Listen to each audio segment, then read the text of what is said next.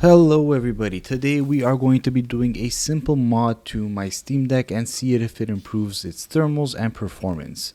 I got this mod case from Amazon and it's called the Cooling Modcase by Handheld DIY.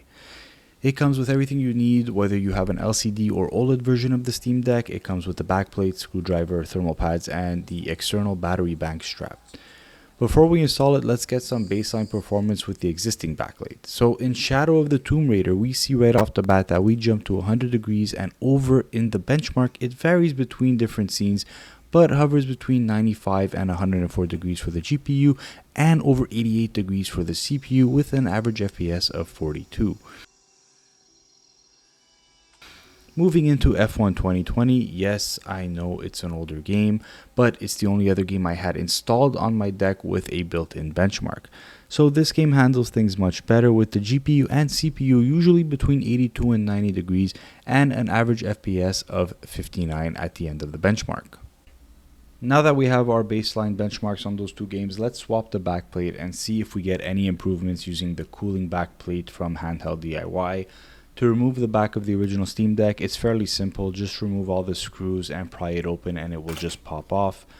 Once it's off, take the new pod plate, install the thermal pads. Now depending on if you have the LCD version or the OLED version, the size of the pads will differ and where you put the pads will also change. So follow the instructions on the Handheld DIY website if you need assistance. If you're wondering, I have the LCD version and this is where you would want to place the thermal pads. Now obviously before doing any modification and opening up your Steam Deck, please make sure that you power off the Steam Deck completely. Now once you put those pads in place, all you have to do is pop the new backplate onto the Steam Deck. To do that, it's again very simple. You just pop it on and then reinstall the screws that you took off earlier. This case has that see-through design that I used to love from the 90s and early 2000s. My main N64 controller was the see-through lime green and my Game Boy Color was that see-through purple, so this brings back that nostalgic style back in my hands. The case also has an included built-in kickstand to help pry it up if ever you'll be using a separate controller like a Bluetooth controller, a mouse or a keyboard, or just going to be using it for media consumption. Now let's see if it actually made a difference. Going back in Shadow of the Tomb Raider, the same scene that jumped to almost 100 degrees earlier is now down to 91, 93 degrees. And during the test, it's maxing out at 97 versus 104 earlier. And the CPU sat at around 85 versus over 88 before the mod. The average FPS also jumped up to 48 versus the 42 we saw earlier in the benchmark. Now that's a performance boost of around 14% with temperature decreases. So far so good. In F1 2020, we are now hovering between the high 70s and low 80s on the GPU and low 70s on the CPU, which is an improvement of about 8 to 10 degrees, which is pretty massive.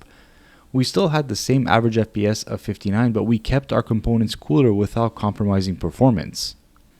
Overall, this simple mod is an absolute win in my books. It looks great, simple to install, and increases or keeps performance the same while lowering your overall temperature. So if you're looking to do a simple upgrade to your Steam Deck with potentially great results, I recommend looking at a Cooling Modcase. This one is from Handheld DIY and it cost me about $55 Canadian.